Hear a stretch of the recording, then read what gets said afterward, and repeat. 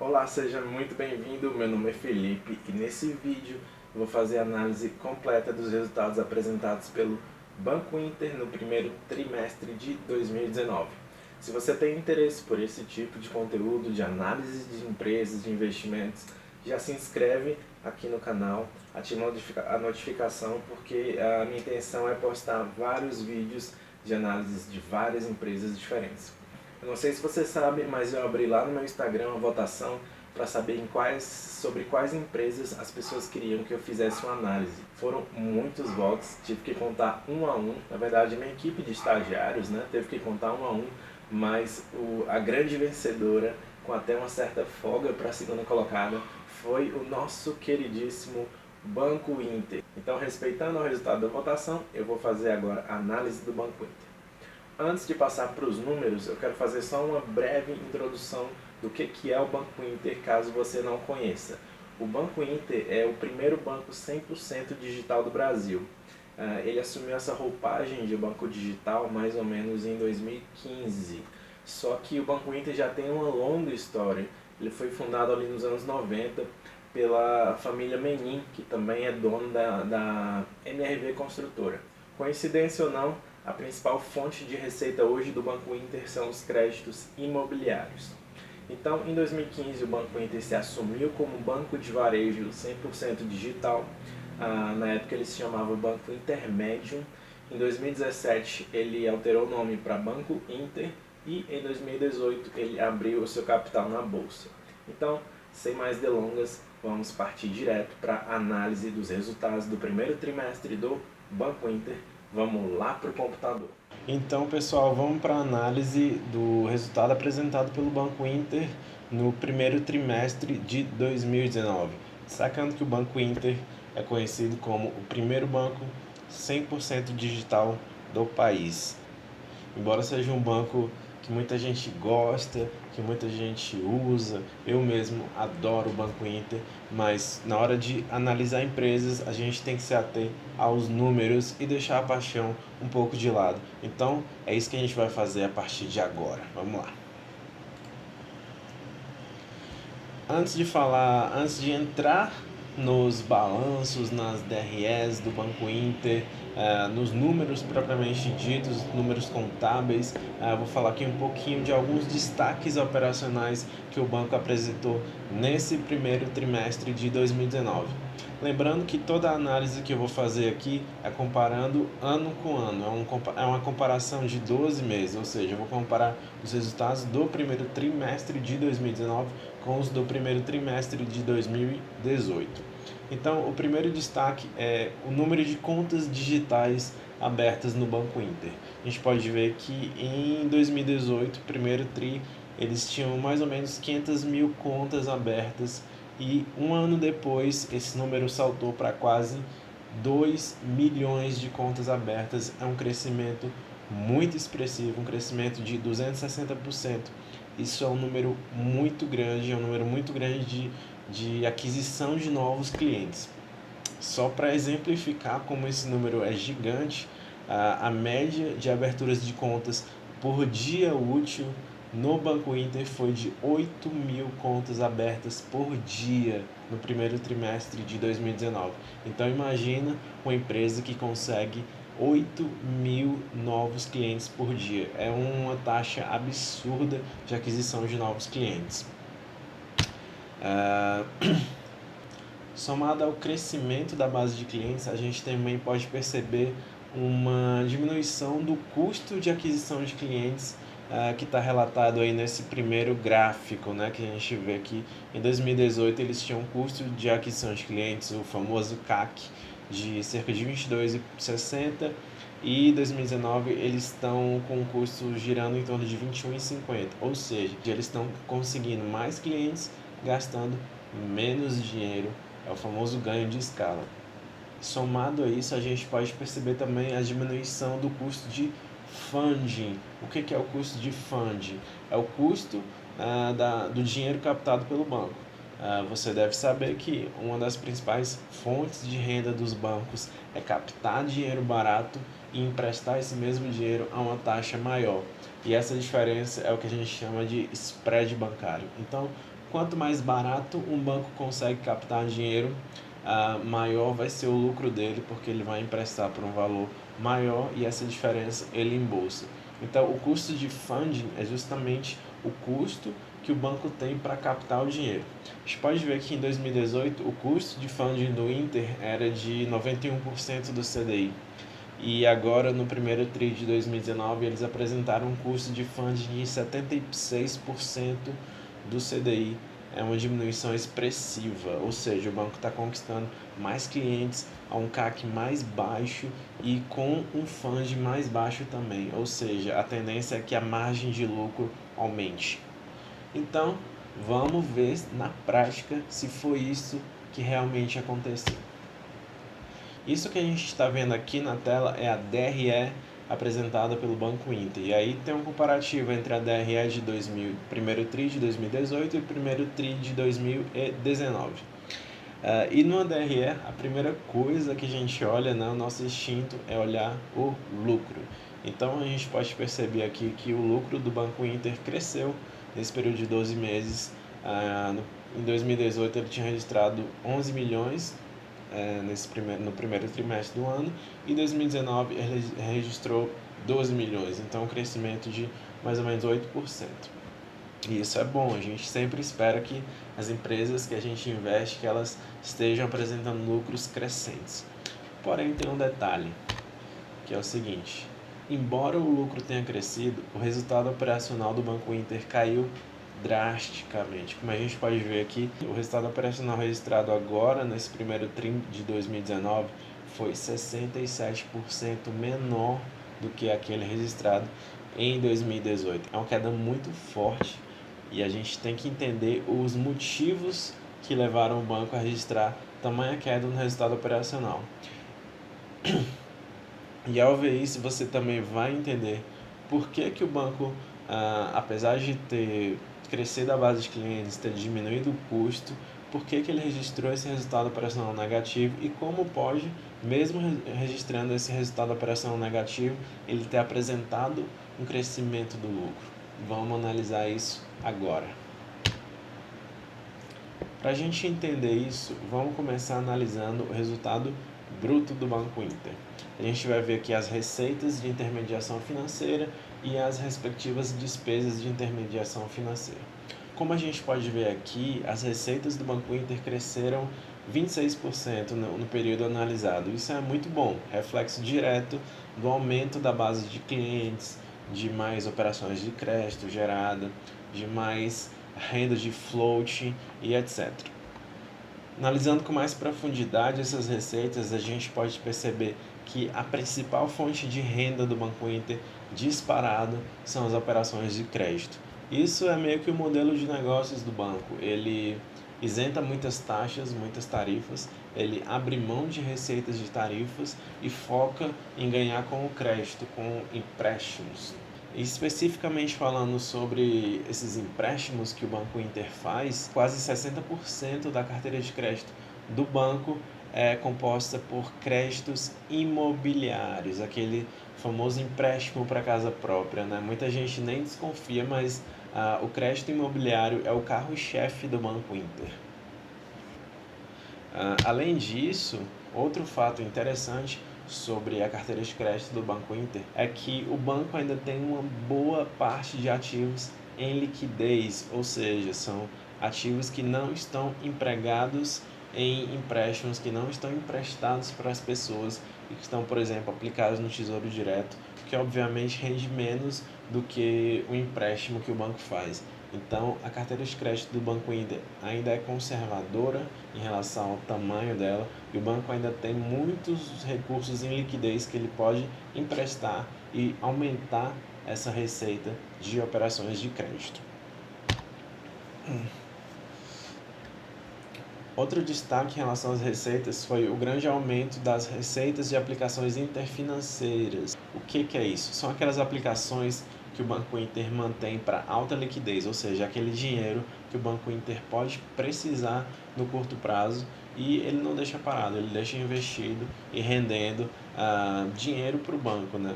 E, por exemplo, uma das principais aplicações do Banco Inter, aplicações interfinanceiras, é em títulos públicos.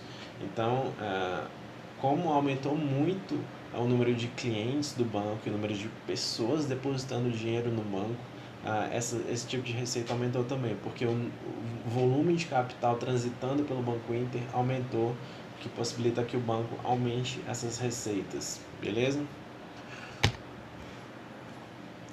E uma das coisas mais interessantes sobre as receitas e despesas de intermediação financeira é que o Banco Inter conseguiu aumentar significativamente as receitas, ao passo que manteve os custos bem estáveis, ou seja, ele diminuiu o custo das suas operações, como eu tinha destacado lá naqueles destaques operacionais do início. Então, essa diminuição de custos em relação à receita impactou diretamente na apresentação de um resultado bruto com positivo em 50%, ou seja, o resultado bruto do Banco Inter em 12 meses aumentou 50%. Isso é um resultado muito, muito bom.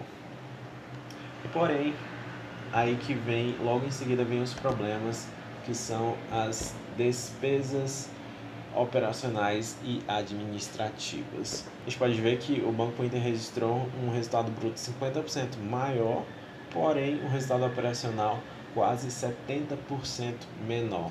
Ou seja, as despesas administrativas e operacionais impactaram de forma muito relevante os resultados do banco. Então a gente tem que entender por que isso aconteceu. Só para você ter uma ideia, eu excluí aqui as rendas de prestação de serviço, que elas entram aqui como outras receitas, mas é meio que uma receita operacional do banco, né? Então, tirando só a parte de despesas de pessoal, de administrativas, tributária, etc., o Banco Inter registrou um crescimento de mais de 100% nessas despesas, ou seja, o resultado bruto, ou seja, as receitas menos custos, aumentou 50%, ao mesmo passo que as despesas aumentaram 100%. E isso explica o resultado operacional ruim do banco. E antes de falar das despesas propriamente ditas, fazer um breve destaque aqui que o Banco Inter teve um bom crescimento também das receitas com prestação de serviço, principalmente rendas de intercâmbio, que é uma comissão que o banco recebe pelo uso de cartão de crédito, pela emissão de cartão de crédito, e taxas de corretagem de seguro e tarifas bancárias. Foi um crescimento bem expressivo. Agora falando das despesas, a gente teve um crescimento muito grande de despesas com pessoal, um crescimento de 31%, e o banco justificou dizendo que ele contratou mais gente, objetivando aumentar o engajamento e melhorar o atendimento do banco. E tranquilo, isso faz parte, o banco está crescendo, está expandindo, e isso é meio que esperado. A parte de outras despesas administrativas cresceu 120% quase. Isso foi um crescimento bem relevante. As principais despesas que impactaram essa rúbrica foram as despesas relacionadas a processamento de dados e comunicação. No relatório do banco não tem muitos detalhes do que se trata esses processamentos de dados, comunicação, mas eu imagino que sejam investimentos em melhorar a segurança da plataforma, melhorar a usabilidade do aplicativo, dentre outras coisas, que, como se trata de um banco digital, espera-se que haja de fato um grande investimento em tecnologia. E por fim, aqui na parte de outras despesas operacionais, a gente teve um crescimento de 274% nesse tipo de despesa. E aí, os grandes vilões, né, foram as tarifas de saque do cartão. Não sei se você sabe, mas no Banco Inter a gente não paga para fazer saque, né?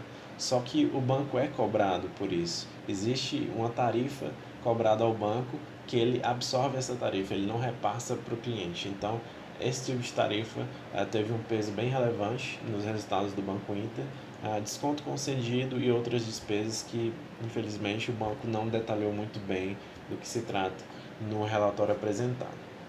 Só um destaque que o Banco Inter fez uma observação que, em virtude do aumento do volume de saques, ele vai conseguir negociar direto com a Tecban, que é a dona dos bancos 24 horas, uma taxa mais baixa de tarifa de saque. Então pode ser que esse tipo de despesa diminua daqui para frente. Então, como vocês podem ver aqui no final do resultado, o resultado operacional de 2018, em virtude de todas essas despesas, todo esse crescimento dessas despesas, o resultado operacional saiu de 20 milhões para 6 milhões. Então é um resultado bem inferior ao apresentado no ano passado. E como é possível que mesmo com tamanha queda de resultado operacional, o Banco Inter ainda tenha registrado um aumento de lucro?